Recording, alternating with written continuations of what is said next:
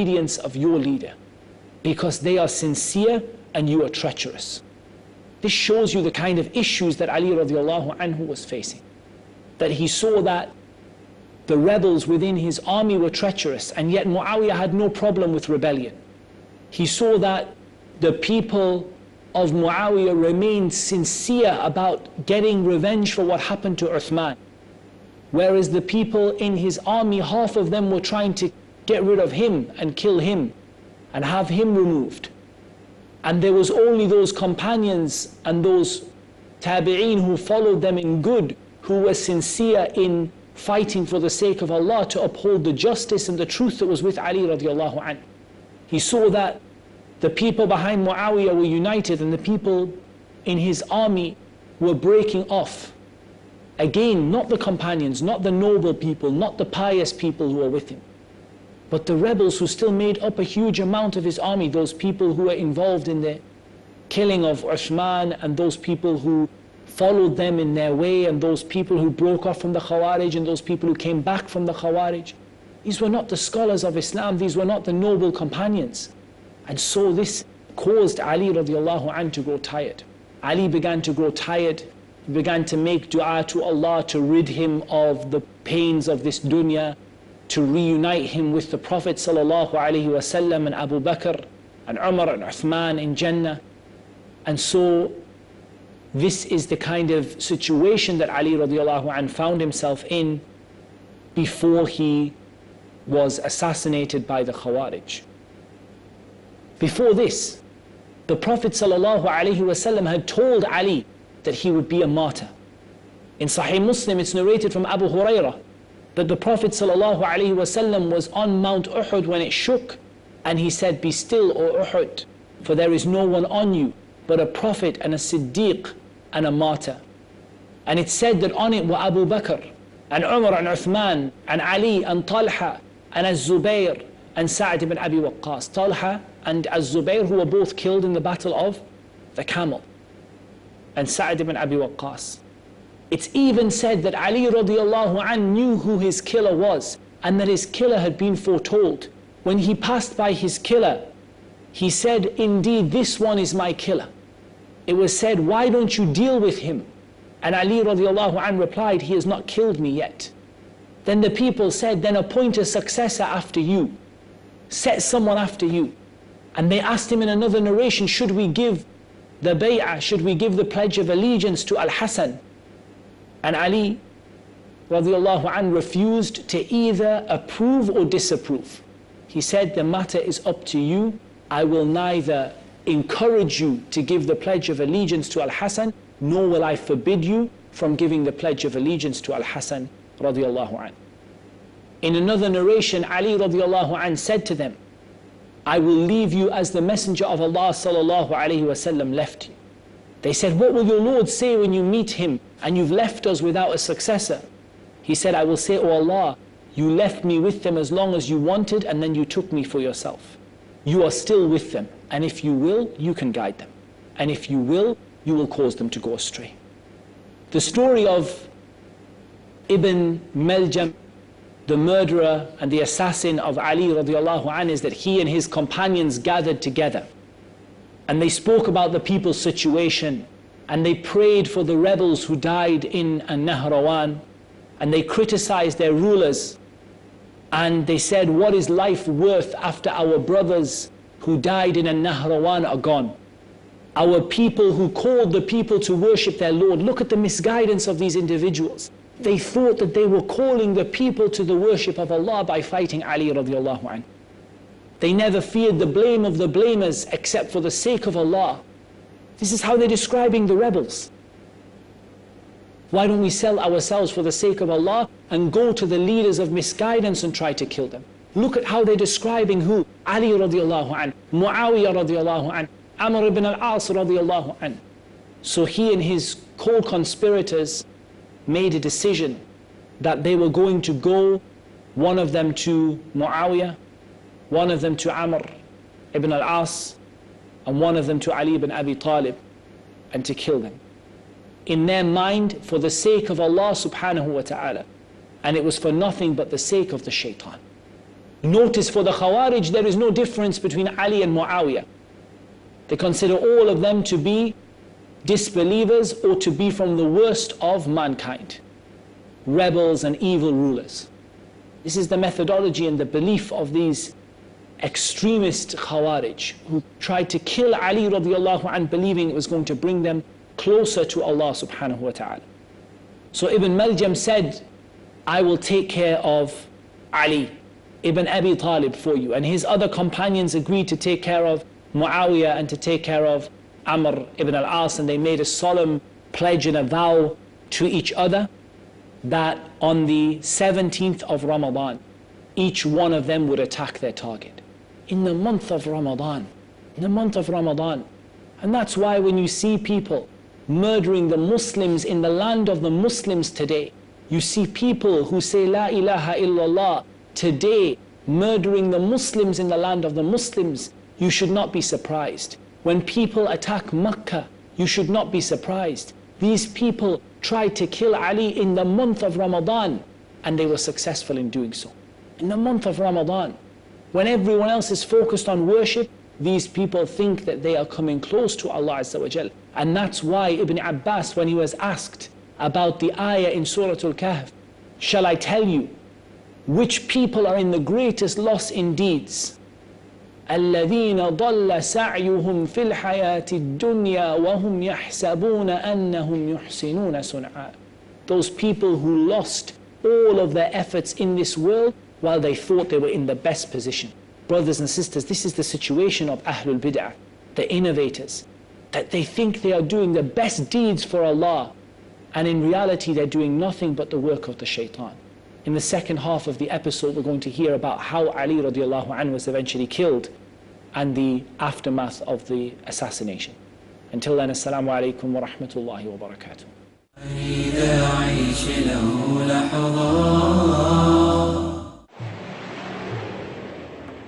A friendly message by Dr. Zakir, mother of all evils. According to the World Health Organization, every year, millions of people die due to the consumption of alcohol. My colleagues, the medical doctors, nowadays say that alcoholism is a disease. Therefore, we have to be sympathetic towards a sick alcoholic person. If alcoholism is indeed a disease, then it is the only disease that is sold in bottles. It is the only disease that is advertised in the newspapers, in the magazines, on radio broadcast stations, on television satellite channels. It is the only disease that has outlets licensed to legally spread it. It gets a revenue for the government. It is the only disease that causes violent deaths on the highways. It destroys family life and increases crime. It is the only disease that has no germs or viral cause. But our Creator, the Almighty, says in His last testament, the glorious Quran, in Surah Ma'idah, chapter number 5, verse number 90, Ya ayyuhal ladhina amanu, O you who believe, innamal khamru wal maisiru, most certainly intoxicants and gambling, wal ansabu wal azlam, dedication of stones, divination by arrows, rijthum min amali shaitan. These are an abomination of Satan's handiwork. Fashtanibuhu lallakum tuflihun. Abstain from such abomination that you may prosper. Alcoholism is not a disease. It is Satan's handiwork. Abstain from it that you may prosper. Peace TV, the solution for humanity.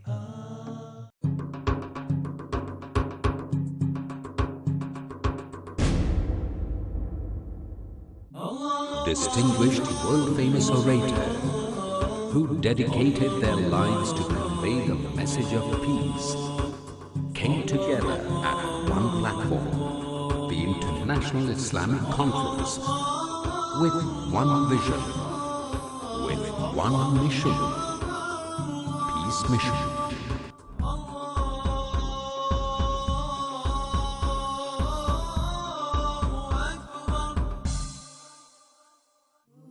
I welcome all of you with Islamic greetings.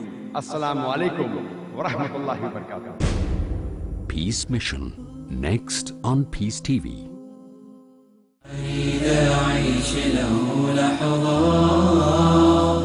Brothers and sisters, welcome back. Assalamu alaikum wa rahmatullahi wa barakatuh.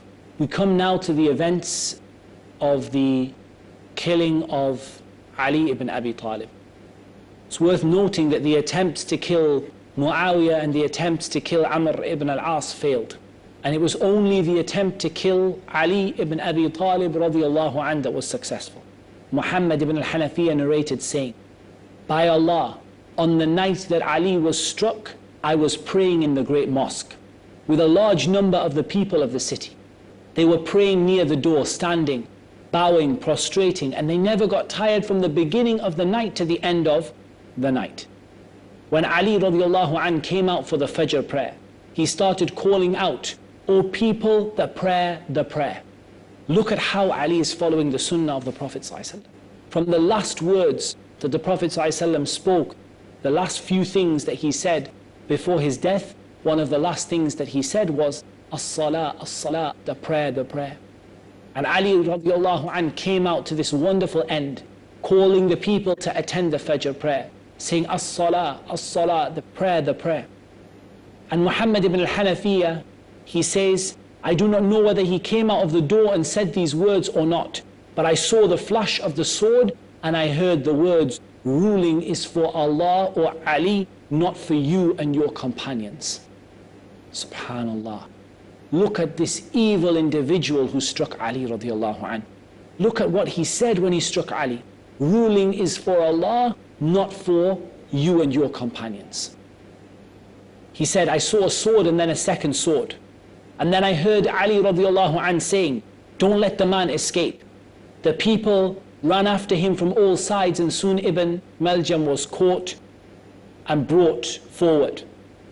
Ibn al-Hanafiya says, "I was from the people who entered and I heard Ali radiallahu anhu say, 'A life for a life. If I die, then kill him as I kill me. If I live, then I shall decide about him.'" And Ali was very clear that he left a message, not for others to be killed because of him. One life for one life. And in some narrations it says that Ali considered forgiving him if he was to live, but that if he was going to die, then a life for a life. It's narrated furthermore that not only did Ibn Maljam strike Ali radiallahu anhu with a sword, but that he poisoned the sword with enough poison to kill 1,000 men. And he said to the daughter of Ali radiallahu anh that if I had struck 1,000 people with this sword, it would have killed them. The doctors gathered around Ali, and it soon became known that Ali radiallahu anh was going to pass away. The Prophet ﷺ had foretold this when he said that the righteous khulafa, the khulafa al-Rashidun, their time was going to be for 30 years after the death of the Prophet ﷺ. And it was in this 40th year after the Hijrah, 30 years after the death of the Prophet ﷺ, that Ali radiallahu anhu was struck. It was said that Jundub ibn Abdullah radiallahu anh entered to Ali radiallahu anh and asked him, "If you die, if we lose you, shall we pledge allegiance to Al-Hasan?" Ali radiallahu anh said, "I will not command you or forbid you, you decide."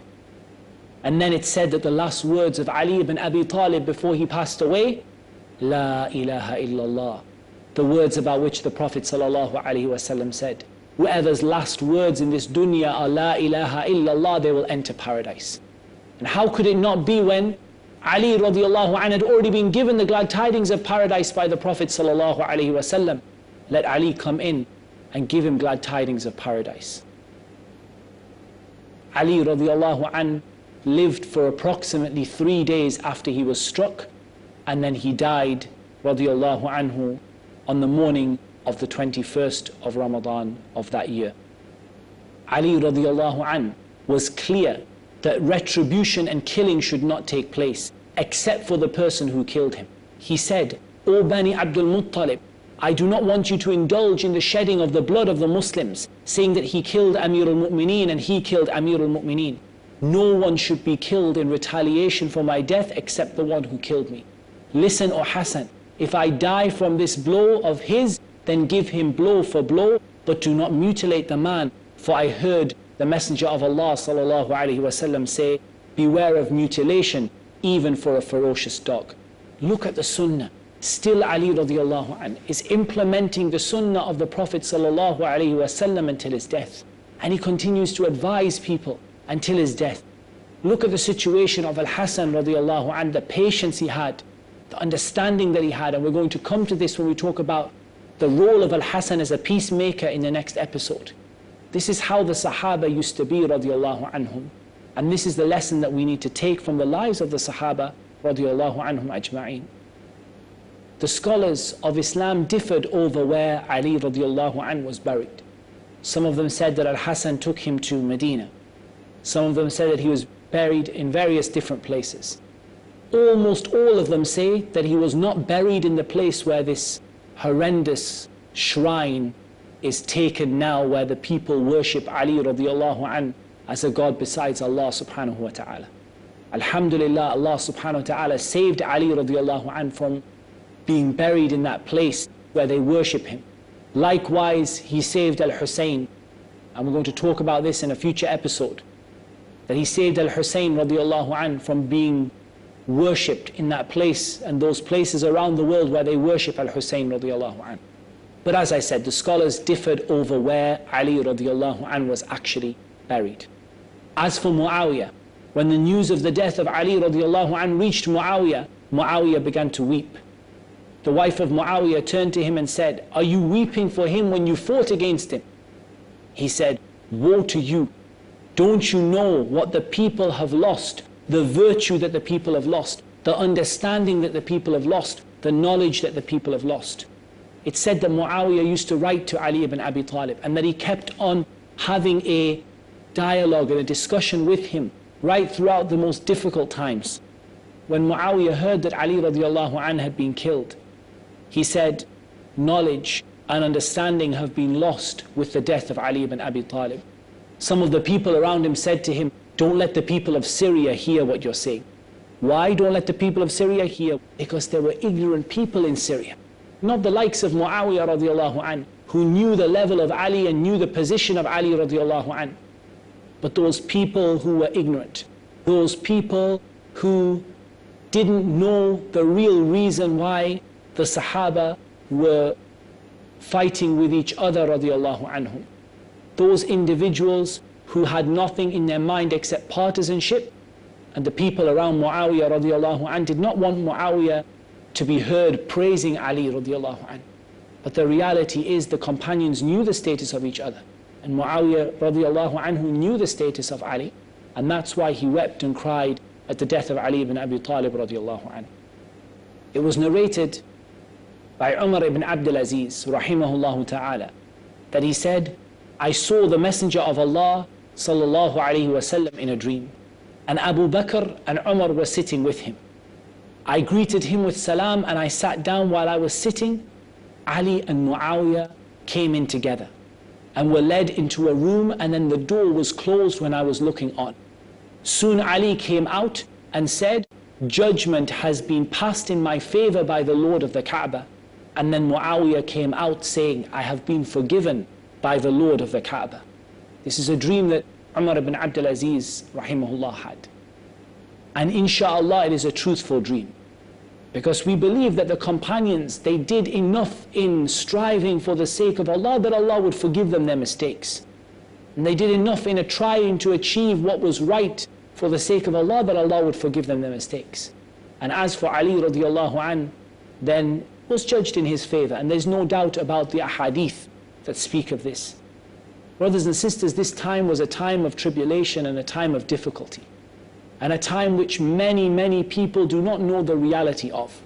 In a few short episodes, I've tried to convey to you the most important events, and in reality, the events that I have missed out are just as important.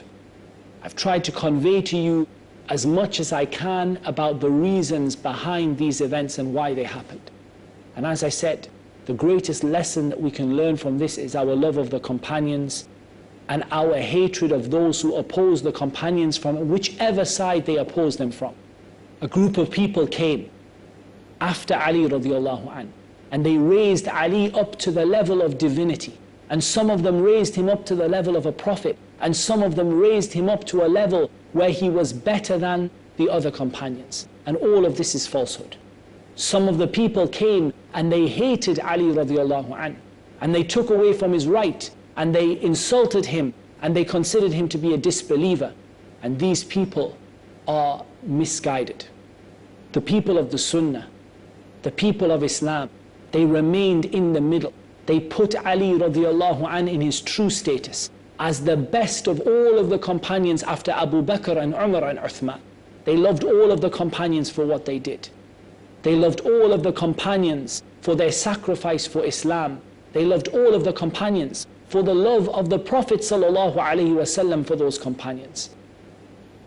And they hated those who opposed the companions from whatever side they were and whatever angle they were. And they recognized that the truth was with Ali radiallahu anhu. At the end of this, I'll quote you the hadith of the Prophet sallallahu alaihi wasallam. He said, the Khilafah after me is 30 years, and then there will be biting kingship. In the next episode, inshaAllah ta'ala, we're going to talk about what happened and how the Khilafah changed from the rightly guided way to the way of the kings, and the events that followed the Khilafah of Ali and into the Khilafah of Muawiyah radiallahu anhu, and how that happened. Until then, Assalamu alaikum wa rahmatullahi wa barakatuh. أريد أحيا أريد أفرح أريد أحيا أريد أحس بالدنيا